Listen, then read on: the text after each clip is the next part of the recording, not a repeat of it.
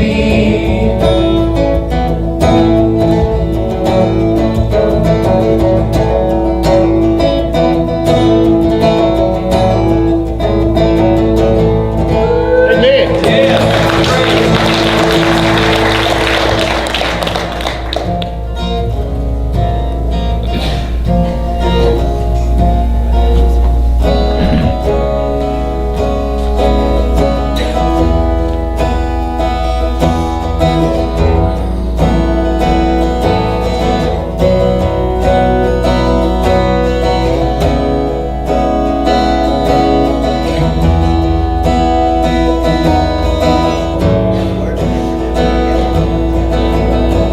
So actually we're going to play a different song.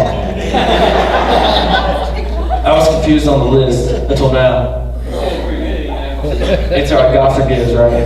God has grace. I was just practicing for the other song. I got the other song, so when it comes to the other song, be good. Right? Never hurt.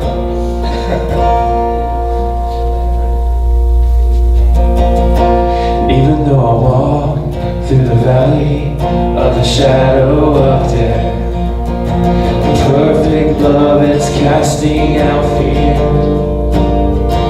And even when I'm caught in the middle of the storms of this life, I won't turn back, I know you are near.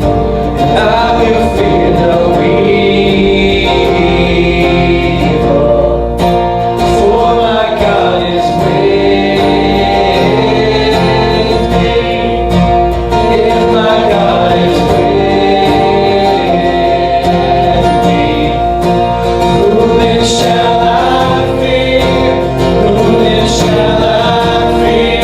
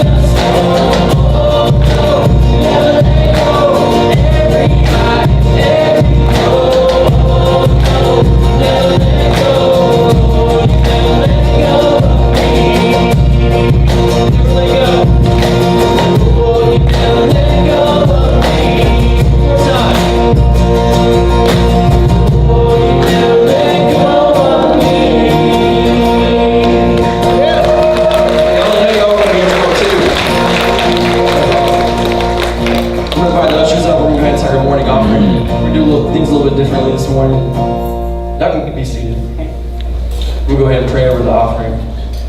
Let's pray together. Lord, I thank you for how fun you are, Lord, how exciting you are whenever we gather together, Lord. I just thank you for your salvation, for your covering of all of our sins, Lord. Even though sometimes we're kind of not all there, Lord, together with you, Lord, you still love us no matter what. Lord, you're faithful to us, Lord. You're always willing to forgive us for our sins, Lord, if we just admit them to you. So God, I just pray right now as we take as we give offering to you, Lord, for all you've given us. I pray we would just reflect on how great you are, Lord. And if there's any sin that isn't confessed to you, Lord, right now, to ourselves, Lord, I pray that we would just admit that to you, Lord, so that you can give us comfort and peace and fill us up.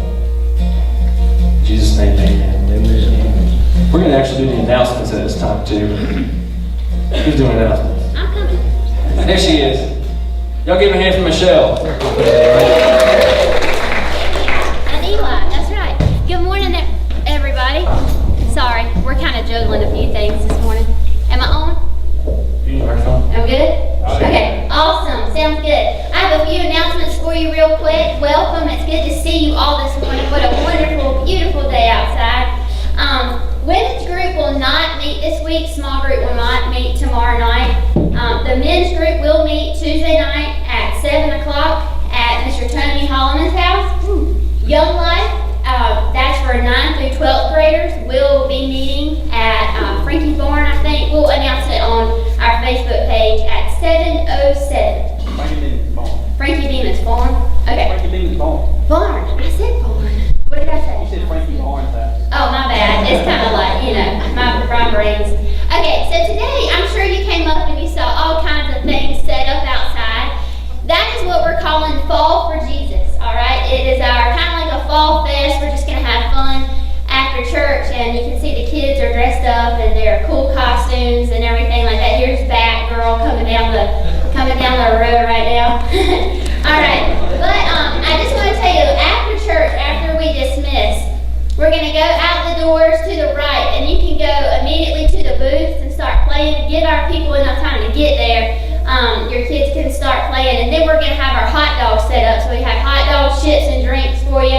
That'll hold you over till you can get something more substantial. And we'll go ahead, and we have several events that Miss Angie has planned. All kinds of pie eating contests, and you just don't want to miss some of the things that she's doing. We got a hayride and everything, so you don't want to miss that. But that's just right after. We won't have connections today up here. We're just going to go right out there and to the right. All right, sounds good. Today we are going to finish up our series on marriage.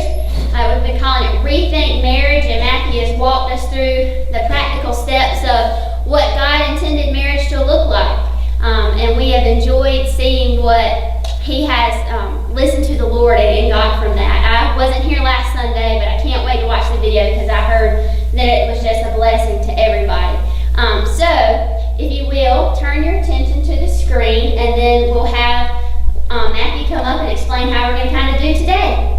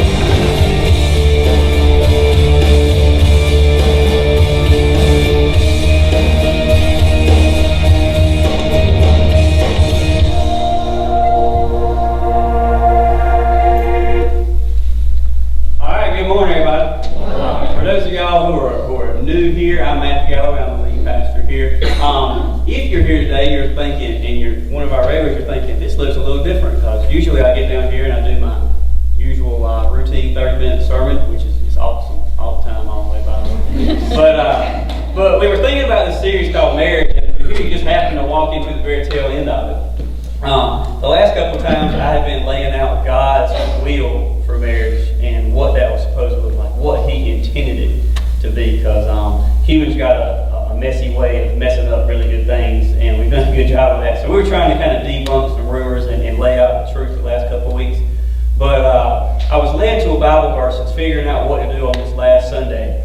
And it's really the only scripture you're going to hear me quote today, okay? And it's from Proverbs 27, verse 17. And it says, as iron sharpens iron, a friend sharpens a friend. And as wise and as good looking and as good a teacher as I am on marriage stuff, there's only so much that I can lay out to y'all, because I've only been married 2.5 years. And me and Michelle are just expecting our very first baby. So there's only so much practical things that I can give somebody like y'all that may have been married 10, 20, 30, 50 years. So what we did today, we're going to kind of go through kind of like the steps and the transitions to a relationship. I'm going to ask my wife, my pre-wife, and I'm going to come up here right now. We're going to get 2 more couples up here, and I'm going to call them down as we go. But we're going to kind of go through those steps. And it looks a little different today, but I think it'll be fun. And it's going to be kind of very laid back, informal. I may put a couple of husbands and wives on the spot. John, you might sit on the couch tonight. Sorry. Oh. Oh, I can have my own. I can't stand it. Thank you. Hey, I got a bottle of water. I'm good with my coffee. So, you know, one thing is that, you know, not everybody in this room is married right now. But if you're not married, there's a chance that you might be married one day. I mean, you might be actively looking, you might be in high school and still many, many years away.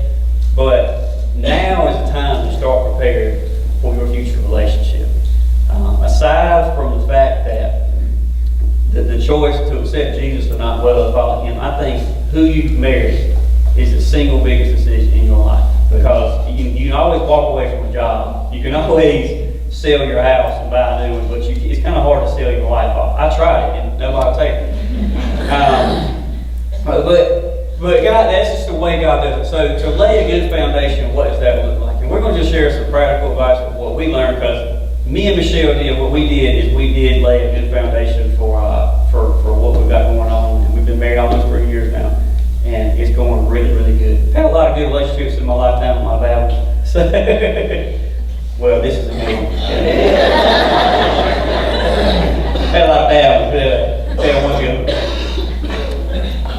You never know what you're going to say here. All right. So my first piece of advice to people that may not be married, but may be looking to get married in the next few years, is that pray for your future spouse right now. And you say, well, I don't know my future spouse. That's all right. God knows your future spouse. And He's shaping their lives to fit into yours perfectly. I've told this story to many of y'all, so I won't hear it again. I was riding, I'm a paramedic in my other job, and I was taking an old man to the hospital one time, and I was saying, you know, he was asking me, son, do you have a girlfriend? And this was like 10 years ago. And I said, well, yes, sir, you know, you might pretty, you know. He said, well, you gonna marry? I said, well, you know, I don't know. He said, she ain't the one. She ain't the one. And this was a very spiritual man of God.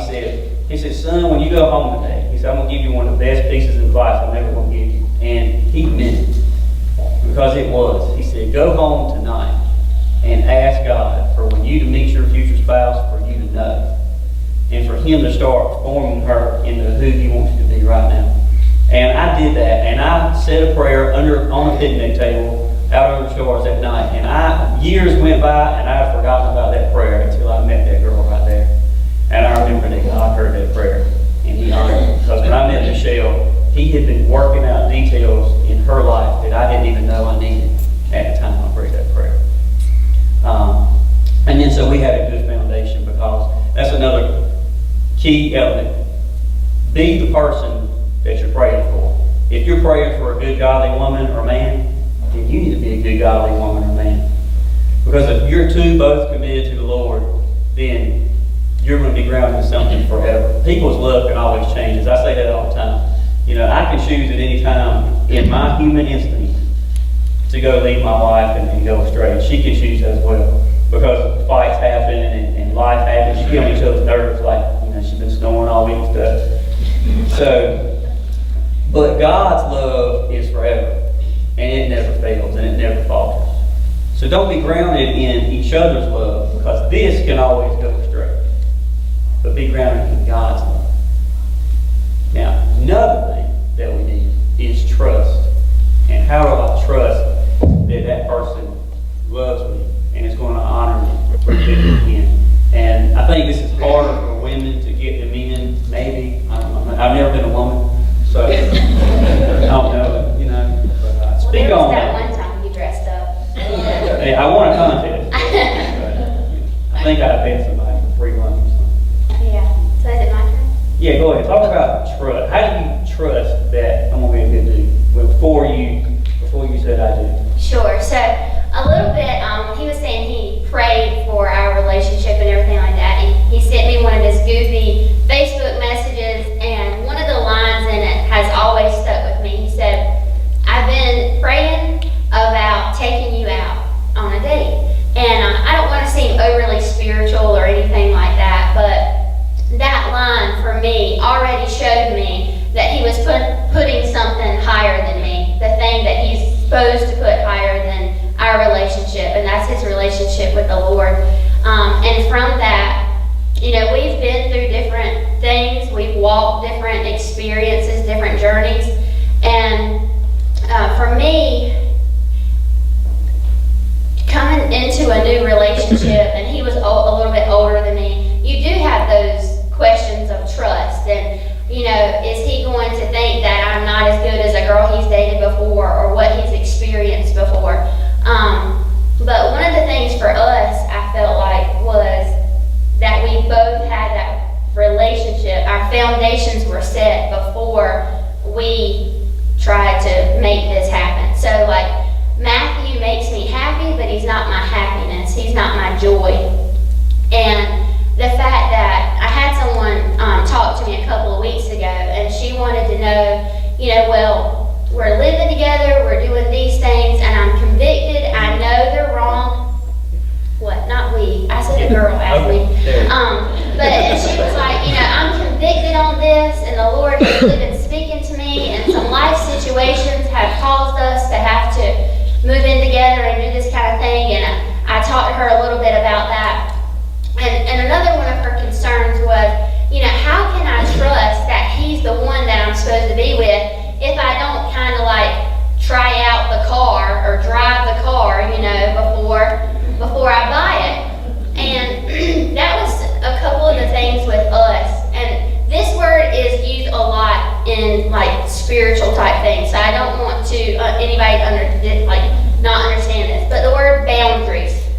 So what we did when we first started dating, we went on and set right then and held each other accountable for what we were going to do, I guess you could say, before we got married. And we wanted to follow the Lord's principles. Now, different people are convicted about different things. Some people I know, they didn't kiss their wife until they were married on their wedding day. Well, scripturally, it doesn't necessarily say that, all right? But for different people, that's your relationship with the Lord. We, just for the record, we did kiss before we got married, all right? I did try that out.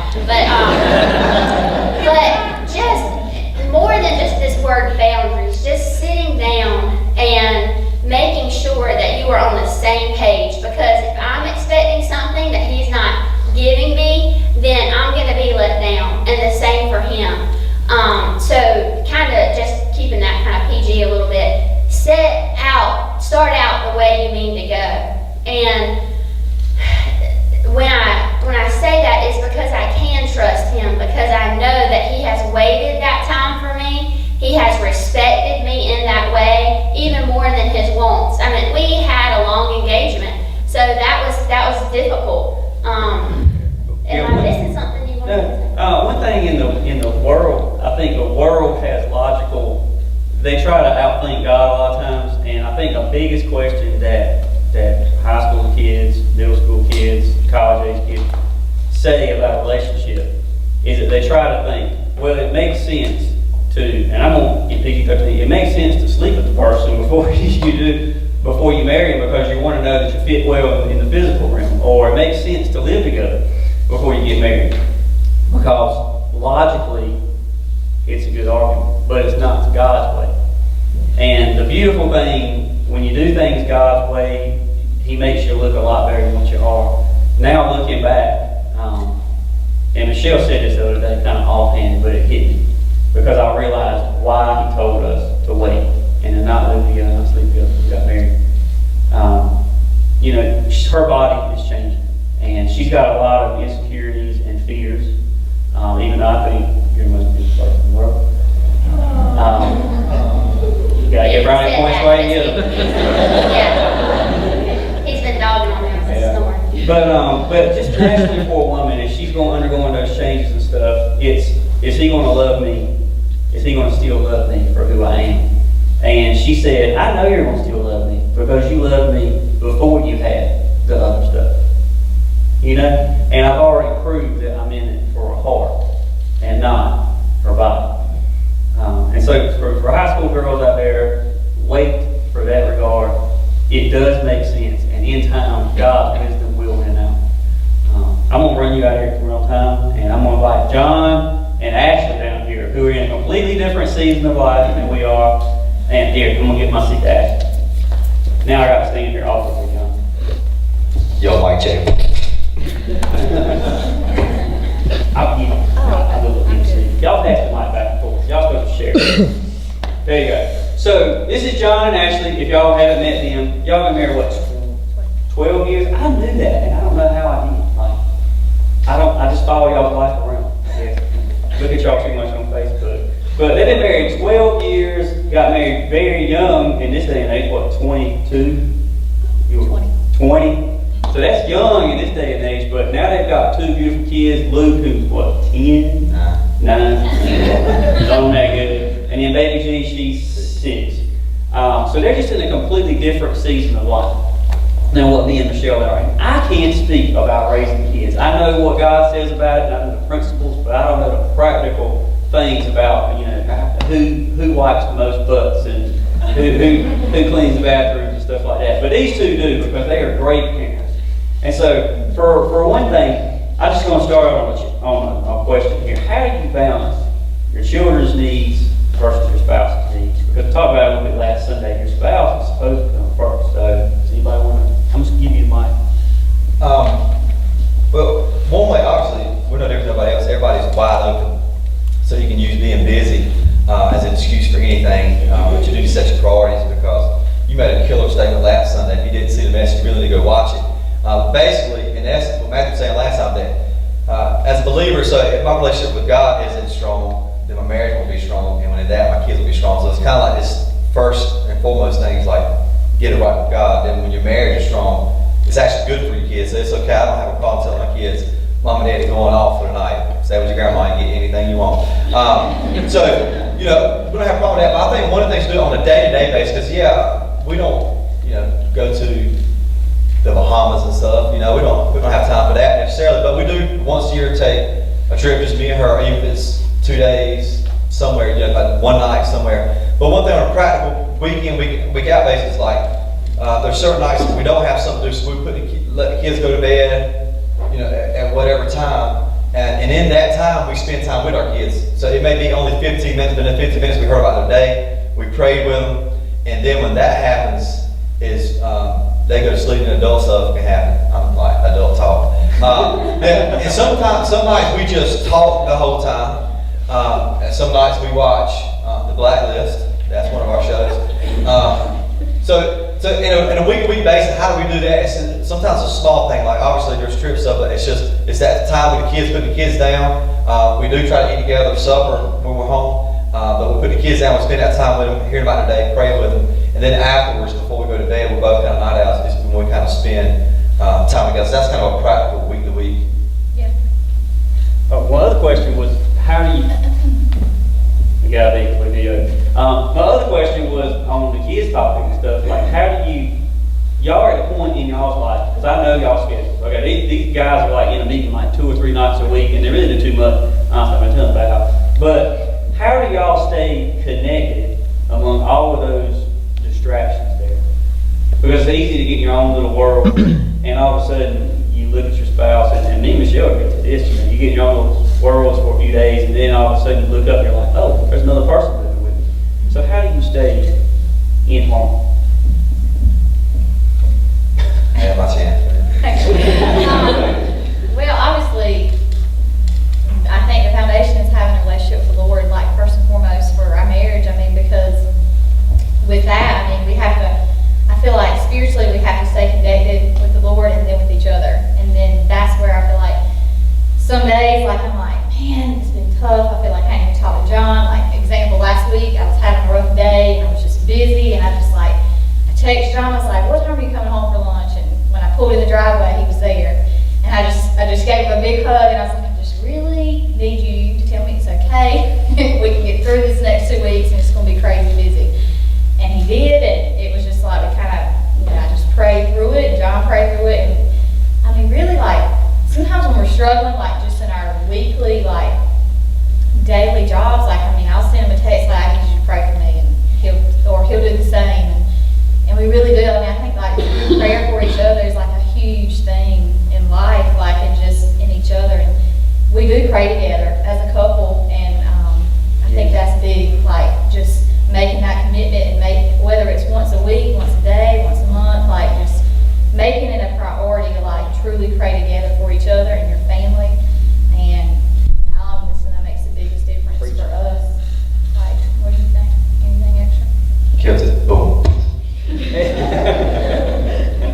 Now, I think praying together is that big thing, and I missed it totally when I was talking to Michelle. On our second date, I mean, I knew that I was gonna marry Michelle on our first date. That sounds stupid, y'all, but I really did. And it took her a little bit longer. But on our second date, we knew we were gonna be serious. And so, like, on our second date, we got awkward. I said, look, I'm gonna take you by the hand and pray. Because no matter what happens, I want God's will to be in this. And that was kind of committing our relationship to the Lord. But now in like y'all's season of life too, y'all have like so many decisions, especially like kids and education and just finances and stuff like that. So if you pray to the Lord about the little stuff, then there won't be as many big problems. So one last thing, and I'll let y'all get down here. What's like the biggest thing that y'all think helps you? Go ahead, one piece of advice. I'm going to let each one of y'all go. Because I think when we talk about communication, I was kind of brainstorming with John here in the week, so they wouldn't be completely put on the spot. So I know John's answer is going to be spoiled it for y'all. I'm going to let each of y'all speak about what's the one big thing that y'all would like shoot to like couples in y'all's space would like. Yeah, Matthew did kind of drop this, let me know. He won't totally surprise me, because he know I might say something I ain't supposed to say up here. Got to think about it. And in our marriage, I think one of the things that I'll say is our strong point is communication. Meaning, a lot of the couples I've talked to that are struggling in their marriage, a big one is finances, and a lot of that can be handled if you communicate. It always kind of comes back to communication. Obviously, if they know God. If they don't know God, then you can try all you want, bro. It's just going to be a wreck. But talking to Christian couples, they're still struggling because they'll say stuff like, they never put their clothes in a dirty hamper, and they don't do it. And they're going on and on. Like, told them. No, they should know. Like, no, they probably don't. Most men are idiots. Okay? Let us know. We do not know, and we do not care if stuff is on the floor. But small things on just communicating, like, hey, what you said the other day, you may not have meant to say that, but I feel like you were cutting me down.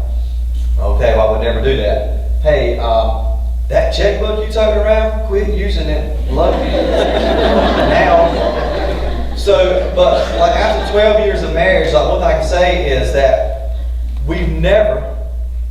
I've never slept on the couch because we were mad. I've slept in the bed, man. But we kind of made a little commitment to that. And I pulled the Bible verses as I come up, so don't think I'm holy and had this memorized. And it's got every verse except what I want. Basically, this is, I can't be angry. Be angry without doing wrong. It says, don't let the sun go down on your wrath. And so we've kind of always do like, we don't go to bed mad at each other. We may not be like, I love you, but we can at least get the nerve to lay in bed with each other. So that's kind of a big deal. So I would say communication, and we get mad, we get over it fast. But we're both kind of naturally good communicators. We talk a whole lot. But I would say communication and communication with God. I don't have time, but we've had crazy stories of how God has guided us in a direction we were completely opposite on, so. I mean, I think communication, Matthew, cut me off. I ain't cut you No. off. Yeah, take John. Okay, well, I think communication Take John. is awesome, for sure. Like, that's one of the Problem things. But, also, I think you gotta remember that when you get married, it's two become one. It's not just your needs, it's his or hers. And I think, like, with that, like, I have to, you have to remind yourself of that, like, what's good for him? Like, what is good for me? But not just yourself, but what's good for him also. And I think when you have that and you focus on that and you just try to like remember it's not about me, it's not about what I need right now, but it's also about what he needs. And for me, it's like, I think that's the big thing, like in our marriage, we just try to really, complement each other in life. So that would be one of my things. Y'all go, I'll call now. The senior couple here. But that's just, let me get on T-Bird and Miss Rose down here. Been married 38 years. That is a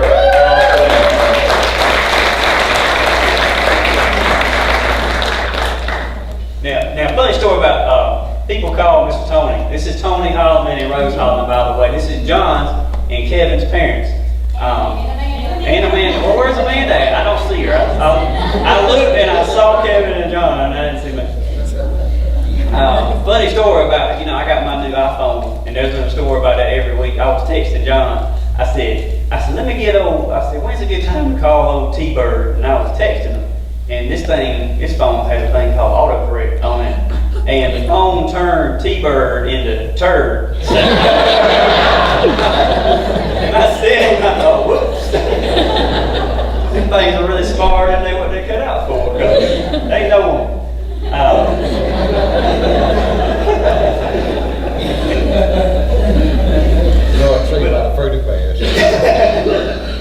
But I gave them a heads up, and they have been married for 38 years, and they have been through it. They've already been through the stage of laying a good foundation that me and Michelle have been through.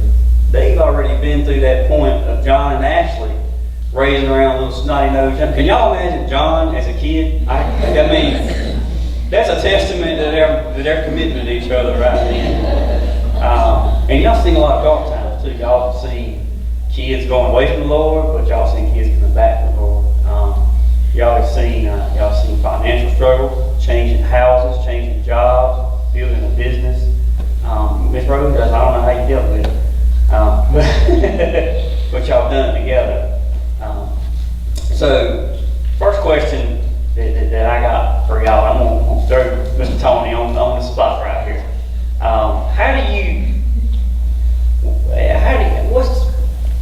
do you deal with those darkest times? I mean, what's the big one piece of advice that you would give us just shooting from the hip here? I don't know if that microphone will be. Oh, it does work.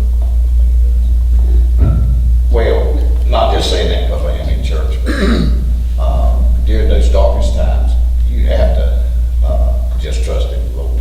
So many times, Rose can tell you this, that I'll tell her, which part of the house do you want? Meaning that I'm either going to stay in the den, she goes to the bedroom, I'll go to the bedroom, but I say, I just need me some Jesus stuff.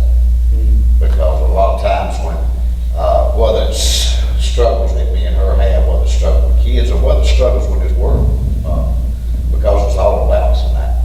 Sometimes we just need to get still and get quiet and listen to what God would have us to hear Him say.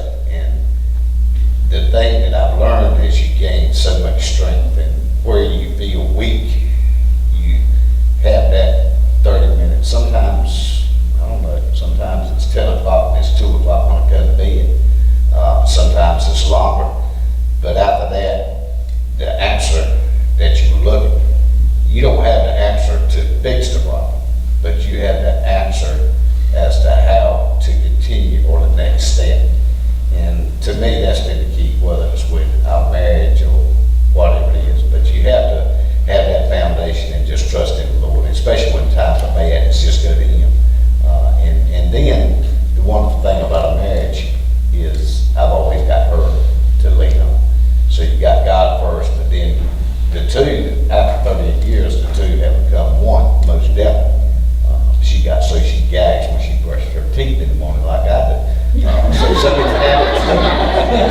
Jack really easy when I'm brushing the teeth. I get tickled now, when I see her up there, she be like, ooh. I said, see, these two become one, you know. Bad thing about she getting off the bad stuff, none of the good stuff. She keeps waiting to get some of the good stuff, and she hasn't seen nothing good to get yet, so. But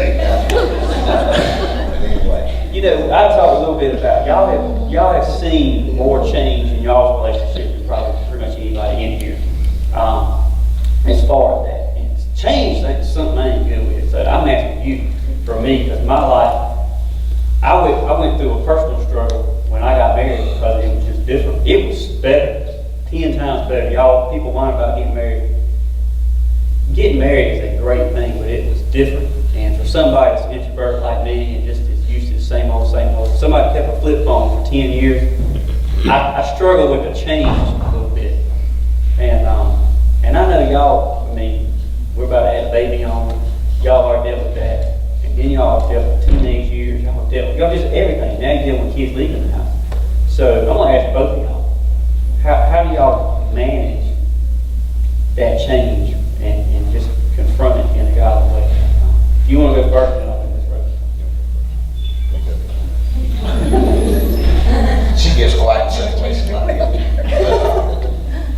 Like you said, it is a change because I can remember when, Scripture said when you leave your mother and father, when you get united, when we got married. To me, that was a wonderful time because she had been with her mom and daddy, I lived with my mom and daddy, so it was like we were going off the campsite, we had man, it couldn't get no better. I mean, and then the bad thing about it, as soon as we got into the apartment, it just couldn't have been no better. And then all of a sudden, light bills started coming. The man wanted me to pay his rent and all these other problems that you have in life, so you hit that little phase and you adjust to each other. So you start off adjusting to each other. Then you have kids. Kids come along and you have to adjust to having kids, and you realize how much, you realize you love the Lord, you realize how much you love your wife, and then all of a sudden you hold this kid for the first time. And I can remember, since John was the first one, I remember holding John, and man, I was 25 years old, and I remember thinking, I don't know if I'm ready for this. I mean, really, I knew how big a responsibility raising a kid was. I remember the first time I looked down at my son and thought, man, I'm ready for this. But I did have enough confidence that anything in life that I ever went through, that God gave me what I needed. So I felt like that He would give me direction as to how to be a good father and how to, for Rose to be a good mother. But at the same time, in the flesh, I also know how many mistakes that I make in whatever I do, whether it's at work or whether it's with my wife or whether it's with my kids. So you go through that adapting after having kids. And then the kids turn into teenagers, kind of what I'm telling John, now I want him about. And all of a sudden you become one of the stupidest people on earth. And this guy that they used to look up to who was wonderful, all of a sudden just don't know anything. And you learn how to deal with that. And then the thing that probably bothered me much as anything was when the kids all left. I was always used to everybody come to my house. It was like this chaotic, crazy place. Then all of a sudden we had the empty nest syndrome. Got where I kind of like that now. You got me kind of adjusting to that. So but life is full of change, and you just adjust to it. And I mean, really, I've heard a lot of people say, "Wouldn't you love to get back and be a teenager?" I've loved every season of life that I've been through. I wouldn't want to go back and be a teenager. I'd be scared I'd make stupider mistakes than I did the first time. But I can say that through 38 years, you can most, if you say you've been married 38 years and it's been a bed of roses, I would question that personally. But me and Rose have had some wonderful times together, but we've had some hiccups along the way. I think the key to it, I think actually hit it. The problems that you have in marriage or the problems that you have in life, a lot of times it comes from selfishness. Whenever I start thinking about what I want or my needs, I think it causes problems in a marriage. And same thing at Rose would do it. So not being selfish and just putting others first, whether it's your wife, kids, and just adapting to whatever change comes your way. That's some wisdom right there.